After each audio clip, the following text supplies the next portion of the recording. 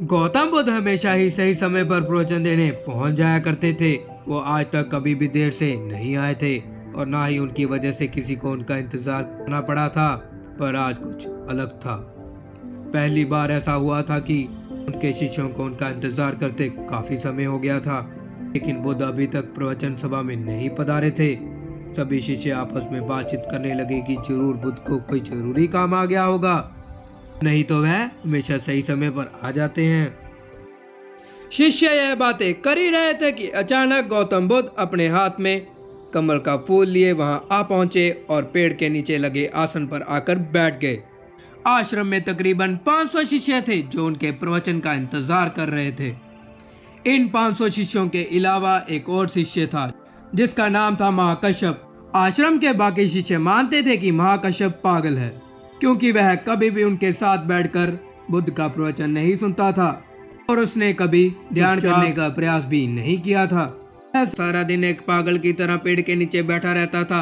वह ना ही किसी से बात करता और ना ही उसके पास कोई बात करने आता। उसका मन करता वह भिक्षा लेने चले जाता और भिक्षा में जो कुछ भी मिलता वह उसे खा लेता और जाकर पेड़ के नीचे फिर से बैठ जाता। वह सारा दिन आश्रम के पेड़ पौधे, घास, आसपास पड़े पत्ते और आश्रम में आते जाते भिक्षुओं को देखता रहता। सभी को लगता था कि वो धार्मिक व्यक्ति नहीं है। भिक्षुओं को लगता था कि वो पागल है और उसे कोई भी कुछ भी नहीं समझा सकता। तो आज के दिन गौतम बुद्ध आए और आकर अपने आसन पर जाकर बैठ गए। बैठते ही उन्होंने अपने हाथ में पकड़े कमल के फूल को देखना शुरू कर दिया। शिष्य इंतजार कर रहे थे कि बुद्ध कुछ बोले, लेकिन उन्होंने कुछ भी नहीं बोला और कमल के फूल को देखते रहे। कमल के फूल को देखने में इतने मगन हो गए कि उन्हें पता ही नहीं चला कब मिनट घंटों में बदल गए। अब शिष्यों की बेचैनी बढ़ने लगी और वह परेशान होने लगे।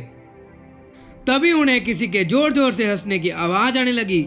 वह देख के हैरान रह गए कि महाकश्यप बुद्ध की तरफ देखकर जोर जोर से हंस रहा था। इतने सालों में उसे हंसते हुए कभी नहीं देखा था, ना ही वह कभी हंसा था, और वो भी इतनी अद्भुत हंसी की जैसे मानो कि सारे ब्रह्मांड एक साथ हंस रहे हों।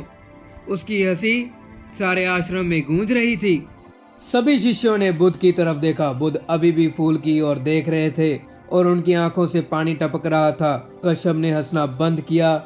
तभी महात्मा बुद्ध ने कमल के फूल की तरफ से नजर हटाई, बैठे सभी भिक्षुओं को देखा और कहा, मैं जो सब कुछ शब्दों के माध्यम से कह सकता था वो मैंने पहले ही दे दिया है। जो शब्दों के माध्यम से नहीं कहा जा सकता वो मैंने महाकश्यप को दे दिया है। यहाँ से शुरुआत होती है जिनकी, जिसका सांस्कृतिक अर्थ है ध्यान। गौतम बुद्ध ने दुनिया को ध्यान सिखाया और फिर बौद्ध धर्म ध्यान को चाइना में ले गए, जहाँ इसे जिन कहा जाने लगा। चाइना से होते हुए ध्यान की परंपरा जापान, कोरिया और दुनिया पूर्व एशिया के कई देशों में फैल गई। जिन आत्म ज्ञान प्राप्त करने का अजीब लेकिन बहुत अद्भुत तरीका है, क्योंकि इसमें किसी भी प्रकार का कोई बंधन नहीं होता, ना ही कोई तरह का विधि विधान है, ना ही कोई शिक्षाएं, ना ही कोई अभ्यास करने की विधि। बस आपको आंखें बंद करके बैठ जाना है और इंतजार करना है। फिर यह घटना आज नहीं तो कल घट ही जाएगी। जिन परंपरा में ध्यान करने का कोई निश्चित तरीका नहीं है। इसमें बस आपको जागरूक होकर यह देखना है कि आपके मन में किस किस तरह के विचार उठ रहे हैं, लेकिन आपको उन विचारों को रचना नहीं है, बस देखते रहना है। एक विचार उठेगा फिर गायब हो जाएगा, तब आपको उसे देखते रहना है। जब आप अपने मन में उठने वाले विचारों में से किसी एक विचार का निरीक्षण करेंगे, निरीक्षण पूरी जागरूकता से करते हैं, और जब वह विचार गायब हो जाता है और आप दूसरे विचार के निरीक्षण के लिए तैयार होते हैं, तब आप पाएंगे कि दूसरा विचार जल्दी से नहीं उठा। ऐसा इसलिए होता है कि जब हम अपने विचारों की ओर ध्यान देने लगते हैं, तब हमारे मन की भागदौड़ बंद हो जाती है और मन शांत होने लगता है, और एक ऐसी अवस्था आती है जब हमारा मन विचार मुक्त हो जाता है। हमारे मन में कोई विचार नहीं होता और दो विचारों के बीच में यही विचारहीनता ही सच्ची हीनता कहलाती है, क्योंकि हमारे दिमाग को इतने सालों से लगातार सोचने की आदत पड़ चुकी है।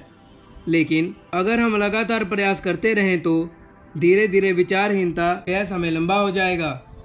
यह समय जितना लंबा होता जाएगा उतना ही आप जिनको ज़्यादा समझ पाएंगे, उतना ही हम खुद के करीब होते जाएंगे। दोस्तों, इसी तरह की मोटिवेशनल वीडियोस को पाने के लिए इस चैनल को सब्सक्राइब करें और नोटिफिकेशन पाने के लिए बेल आइकन ऑन करें।